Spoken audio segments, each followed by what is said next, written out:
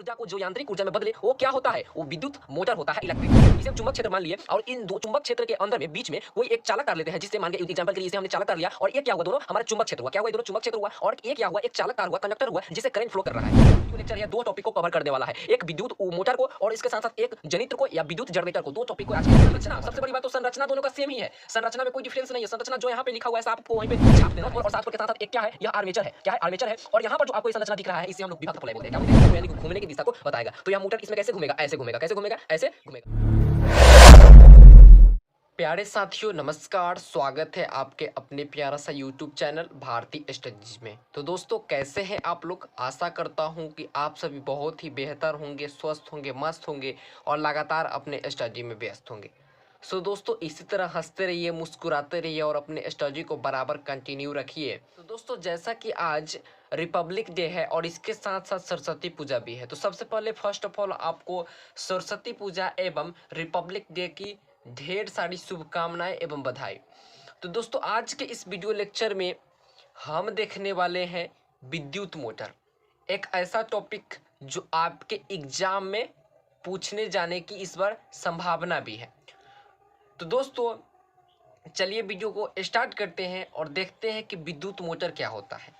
विद्युत मोटर एक ऐसी उपकरण या युक्ति है जिसकी सहायता से विद्युत ऊर्जा को यांत्रिक ऊर्जा में बदला जाता है। यानी कि विद्युत मोटर क्या है? एक तरह का उपकरण है, यानी कि डिवाइस है या मशीन भी आप इसे बोल सकते हैं, या युक्ति है यानी कि समान है, ठीक है, जिसकी सहायता से विद्युत ऊर्जा यानी कि इलेक्ट्रिक ऊर्जा को, इलेक्ट्रिक एनर्जी को क्या किया जाता है?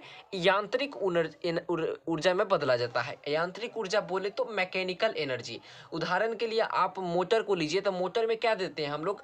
करंट देते हैं और करंट देने के बाद क्या होता है? वह हमें हवा देता है या दूसरे कोई मतलब मैकेनिकल काम करने के लिए देता है। जैसे कि आटा का चक्की होता है तो उसमें हमारा जो आटा गेहूँ पिसाता है वो होता है, तो उसमें क्या किया जाता है? जो विद्युत ऊर्जा होती है हम लोग वायर के थ्रू से देते हैं और वायर के थ्रू जो विद्युत ऊर्जा देते हैं उसे वो क्या करता है? यांत्रिक ऊर्जा में कन्वर्ट कर देता है, बदल देता है। तो इसे ही हमने शॉर्टकट ट्रिक से लिखा है कि विद्युत ऊर्जा को जो यांत्रिक ऊर्जा में बदले वो क्या होता है? वो विद्युत मोटर होता है, इलेक्ट्रिक मोटर होता है।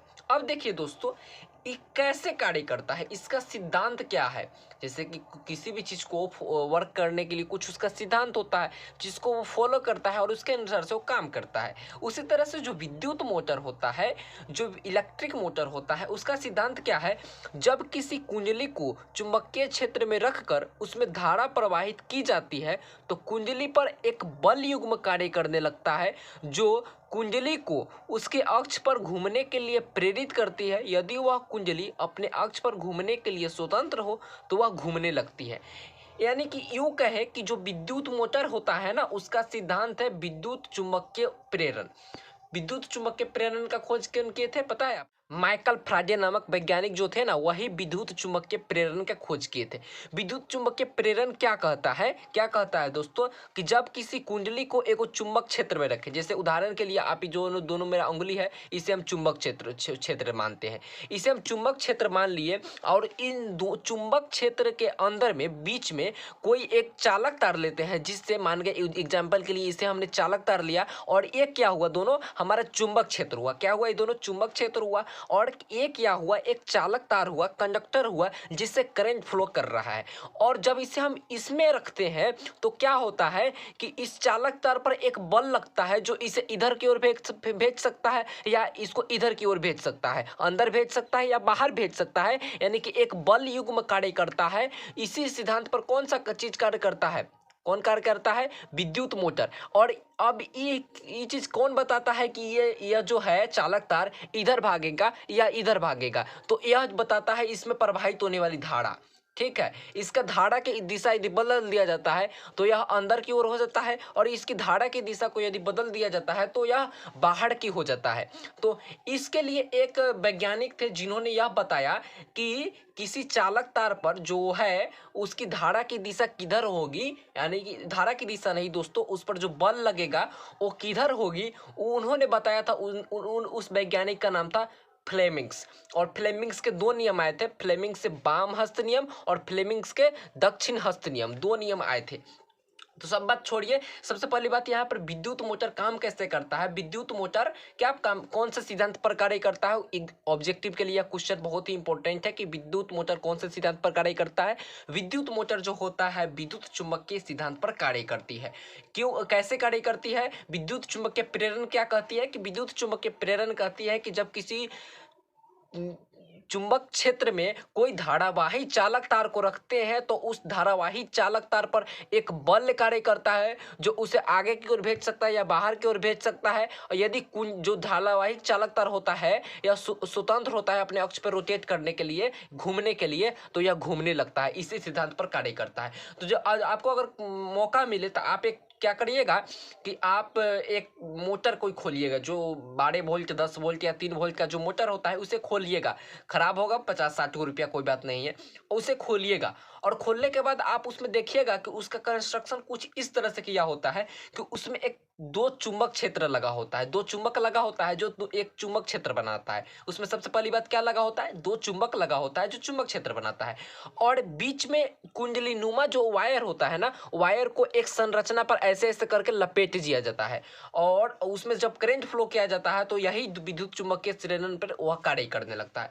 तो दोस्तों आगे हम समझेंगे कि वो कैसे कार्य करता है। इससे तो हम लोग सिद्धांत जाने कि कैसे होता है, लेकिन उसके कार्य को जानेंगे, वर्किंग प्रिंसिपल को जानेंगे कि वह कैसे कार्य करता है। सबसे पहले हम लोग देख लेते हैं कि विद्युत मोटर का संरचना क्या होता है, विद्युत मोटर कैसे बना होता है। यह भी चीज आपके लिए बहुत ही अच्छा है। देखिए विद्युत मोटर और जनरेटर सेम सेम चीज है, थोड़ा सा ही उसमें डिफरेंस है।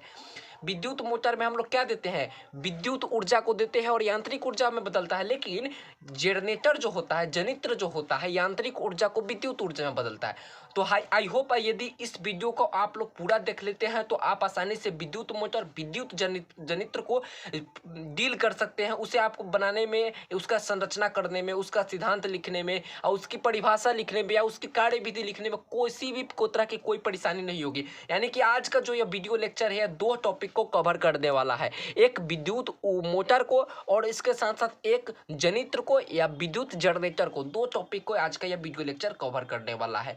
तो सेम सेम जैसे कि विद्युत मोटर होता है ठीक उसी तरह से विद्युत जनित्र भी होता है।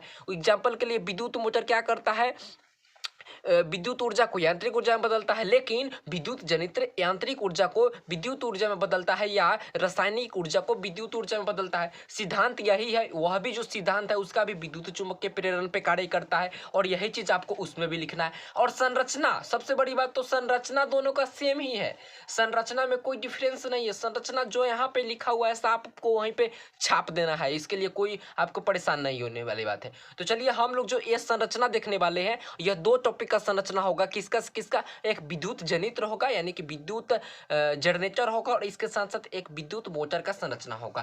तो सबसे पहली बात, विद्युत मोटर जो होता है या विद्युत जनित्र, उसमें एक दो क्षेत्र चुंबक लगा होता है। क्या होता है, क्षेत्र चुंबक लगा होता है, यानी कि साफ अर्थ में बोलिए उसमें चुंबक लगा होता है जो चुंबक क्षेत्र बनाता है। यह एक शक्तिशाली अस्थाई चुंबक होता है जिसमें दो ध्रुव, उत्तरी ध्रुव जिसे हम अंग्रेजी में बोलते हैं नॉर्थ पोल, दक्षिणी ध्रुव यानी कि जिसे हम एन से लिखते हैं, और दक्षिणी ध्रुव जिसे हम लोग अंग्रेजी में बोलते हैं साउथ पोल, जिसे हम एस से लिखते हैं। यानी कि जो विद्युत मोटर होगा या जनरेटर होगा उसमें दो चुंबक लगा होता है, ठीक है। वो दोनों चुंबक कैसा होता है, अस्थायी रूप से एक जगह फिक्स होते हैं, ठीक है, और फिक्स होते हैं। और ये जो चुंबक होता है उसका दो गो पोल होता है, एक नॉर्थ पोल बोलते हैं जिसे एन से लिखते हैं और दूसरा साउथ पोल होता है जिसे एस से लिखते हैं, और दोनों ये मिलकर एक चुंबक क्षेत्र बनाता है जो विद्युत चुंबक के प्रेरण के लिए काम करता है। अगला संरचना देखते हैं कि अगला संरचना क्या है।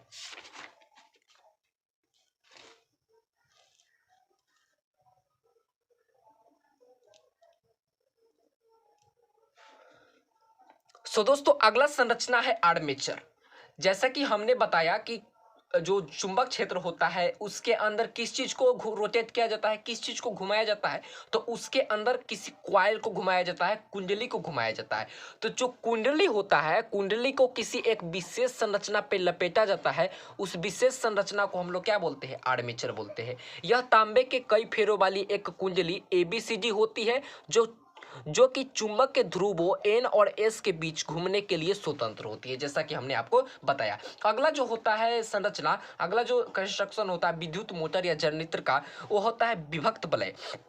दोस्तों जो आर्मेचर होता है वहाँ पर क्या लगा होता है, कुंडली लगा होता है, उस पर कुंडली लपेटा हुआ रहता है, और यानी कि तार लपटा होता है, कॉइल लपटा होता है। तो उस कॉइल में करंट को बहाने के लिए, करंट को फ्लो करने के लिए क्या किया जाता है कि जो आर्मेचर होता है, एग्जांपल के लिए मान लीजिए आप, यह आर्मेचर है और आर्मेचर पर क्या किया गया, वायर को यहाँ पर ऐसे ऐसे लपेट दिया गया, और लपेटने के बाद यहाँ पर एक ऐसी संरचना दी जाती है, इधर से थोड़ा सा और थोड़ा इधर से संरचना दी जाती है, जिसे किस टाइप का दिया जाता है, वलय की तरफ को दिया जाता है, बल्ला समझते हैं ना, उसी टाइप का दिया होता है। तो उसमें क्या किया जाता है कि उसी के थ्रू क्या किया जाता है, उसमें करंट फ्लो किया जाता है। जैसा कि आप लोग को हम एक फिगर के माध्यम से दिखा देते हैं। सबसे पहले यहाँ पर देखिए कि यहाँ पर नॉर्थ पोल है, जैसा कि हमने बताया कि दो चुंबक क्षेत्र होता है, नॉर्थ पोल और साउथ पोल है, ठीक। नॉर्थ पोल और साउथ पोल के साथ साथ एक क्या है, यह आर्मेचर है, क्या है, आर्मेचर है। और यहाँ पर जो आपको ये संरचना दिख रहा है, इससे हम लोग विभक्त वलय बोलते हैं। क्या बोलते हैं, विभक्त वलय बोलते हैं। इसका काम क्या होता है, जो आर्मेचर में जो कॉइल लगा होता है, उसके अंदर करंट को बहाने का काम करना है। जैसे कि आप यहाँ पर देख रहे हैं कि यहाँ से होकर करंट फ्लो कर रहा है। तो यह एक पीतल का वृत्ताकार छल्ला होता है जो दो बराबर भागों में बटा होता है। ये दोनों भाग एक दूसरे से अलग रहते हैं तथा आर्मेचर की कुंडली के सिरे इन दोनों दो अलग अलग वलयों P और Q से जुड़े होते हैं तथा यह आर्मेचर के साथ घूमते हैं। जैसा कि हमने आपको बताया कि आर्मेचर में क्या लगा होता है, कॉइल लगा होता है, और कॉइल घूमता है तो आर्मेचर घूमता है, और आर्मेचर के साथ साथ क्या घूमता है, जो विभक्त वलय होता है वह घूमता है। या किस चीज का बनता है, या पीतल का बना होता है, छल्ला नुमा होता है, ठीक है। अगला जो हमारा कंस्ट्रक्शन है, संरचना है, यह 4 नंबर है, इसे आप 4 नंबर लिख लीजिए। यह है ब्रश। क्या होता है, ब्रश। जैसे कि क्या बोले हमने, क्या बोला कि यहाँ पर विभक्त वलय होता है, और विभक्त वलय किसके साथ साथ रोटेट करता है, आर्मेचर के साथ साथ रोटेट करता है। तो इसमें तो करंट फ्लो किया नहीं जा सकता है। तो इसमें करंट फ्लो करने के लिए हम दो ठो कार्बन का जो टुकड़ा लेते हैं, C1 और C2, इन दोनों टुकड़ा को क्या करते हैं, क्या करते हैं दोस्त, इन दोनों टुकड़ा को जो विभक्त वलय होता है उस पर सटा देते हैं, सिर्फ सटा हुआ रहता है, और इसी के थ्रू जो हमारा वोल्टेज सोर्स हो या करंट सोर्स हो, उससे हम लोग करंट को फ्लो करते हैं। तो यह करंट जाता है कार्बन ब्रश में, और कार्बन ब्रश से सटा हुआ क्या रहता है, विभक्त वलय, और विभक्त वलय में यह जाता है, और विभक्त वलय से जो होता है, जुड़ा होता है आर्मेचर का कॉइल, और आर्मेचर के कॉइल से जो करंट फ्लो करता है, कॉइल से करंट फ्लो करता है कुंडली से, और यह होते हुए फिर क्या आता है, विभक्त वलय में, और कहाँ पर जाता है, फिर कार्बन ब्रश में, और फिर एक तरह का सर्किट पूरा होता है। और यह जो क्या होता है, यह जो मोटर होता है, यह रोटेट करने लगता है। क्या होता है, यह मोटर या जनित्र रोटेट करने लगता है। लेकिन ध्यान दीजिए, जनित्र में क्या होता है दोस्तों, जनित्र में हम इसको रोटेट कराते हैं, किसको रोटेट कराते हैं, इसको रोटेट कराते हैं, किसी भी तरह से हम रोटेट कराते हैं, ठीक है दोस्तों। या आप उसको टरबाइन लगा कर रोटेट कराइए, या रासायनिक ऊर्जा के द्वारा रोटेट कराइए, रोटेट कराते हैं किसको, इस आर्मेचर को, किसी भी चीज की हेल्प से। तो यहाँ से हमको करंट मिलता है। यह भी जो माइकल फ्राजे नामक वैज्ञानिक थे ना, उन्हीं के सिद्धांत पर कार्य करता है। माइकल फ्राजे नामक वैज्ञानिक जो थे, वो दो सिद्धांत दिए थे। पहला सिद्धांत क्या था कि उन्होंने बताया था कि किसी भी दो चुंबक क्षेत्र के अंदर में कोई धारावाही चालक तार को रखते हैं तो उस पर एक बल लगता है, और इसके साथ साथ बोले वो क्या कि किसी भी दो प्रबल चुंबक क्षेत्र के अंदर यदि किसी चालक तार को घुमाया जाता है तेजी से, तो उसमें करंट उत्पन्न होता है। तो जो प्रथम नियम था उस पर काम करता है मोटर, और जो दूसरा नियम था उस पर काम करता है जनरेटर। प्रथम नियम क्या बोले थे उन्होंने बोला था, प्रथम नियम कि दो चुंबक क्षेत्र में क्या रखे थे, दो चुंबक क्षेत्र के बीच में धारावाही चालक तार रखते हैं तो उस पर करंट लगता है, उस पर क्या होता है, उस पर एक बल लगता है। और दूसरा क्या बोले थे कि क्या बोले थे दूसरा, जब चुंबक क्षेत्र में क्या रखते हैं, सीधा वायर को रखते हैं और उसे घुमाते हैं तो उसमें करंट उत्पन्न होता है। अब देखिए विद्युत मोटर का कार्य विधि, यह कैसे काम करता है। देखिए, जब बैटरी से कुंडली में विद्युत धारा प्रवाहित की जाती है तो फ्लेमिंग के बाएं हाथ नियम के अनुसार कुंडली की भुजा AB और एक बल नीचे की ओर तथा CD पर एक बल ऊपर की ओर कार्य करने लगता है, और इन दोनों बल युग्मों के कारण कुंडली वामवर्ती दिशा में घूमने लगती है। देखिए, यह चीज आपको समझ में नहीं आएगा, इतना बड़ा जो लिखा हुआ है आपको जल्दी समझ में नहीं आएगा। तो दोस्तों हम आपको अपनी भाषा में समझाने का प्रयास करते हैं।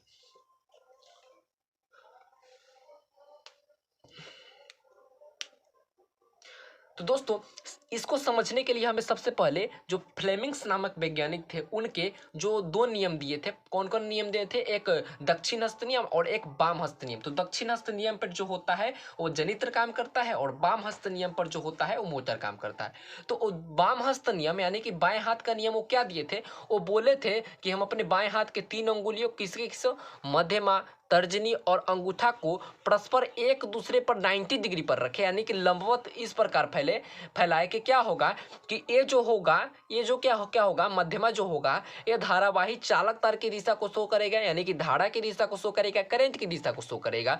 यह जो होगा चुंबक क्षेत्र की दिशा को शो करेगा, तो यह उस पर लगने वाली बल की दिशा को शो करेगा। तो चलिए दोस्तों इसी चीज को हम यहाँ पर देखते हैं उन्होंने क्या बताया। जैसे कि हम यहाँ से करंट को फ्लो करते हैं, क्या करते हैं, यहाँ से हम लोग करंट को फ्लो करते हैं, यह जो हो गया चुंबक क्षेत्र हो गया, क्या हो गया, ये दोनों चुंबक क्षेत्र हो गया। तो उन्होंने क्या बताया कि इस पर बल लगेगा तो अंगूठा बताएगा, तो उन्होंने इसी चीज को बताया था। जैसे कि यहाँ से हम लोग इस इधर से करंट लिए तो करंट की दिशा को शो कर रहा है, ये चुंबक क्षेत्र की दिशा को शो कर रहा है, तो ये जो अंगूठा होगा इस पर लगने वाले बल की दिशा को यानी कि घूमने की दिशा को बताएगा। तो यह मोटर इसमें कैसे घूमेगा, ऐसे घूमेगा, कैसे घूमेगा, ऐसे घूमेगा। यही जो होगा इसका नियम होगा, यह बल इस इधर की ओर लगेगा ना, यह बल इधर की ओर लगेगा। यदि चुंबक क्षेत्र की दिशा को बदल दिया जाए तो यह इसका इसका रोटेशन ऐसे हो जाएगा। ठीक है, यही हुआ था, यही था मैक्सवेल के फ्लेमिंग्स के बाम हस्त नियम, और इसी नियम पर कार्य करता है मोटर, जैसे कि आप लोगों ने यहाँ पर देखा इस फिगर के माध्यम से।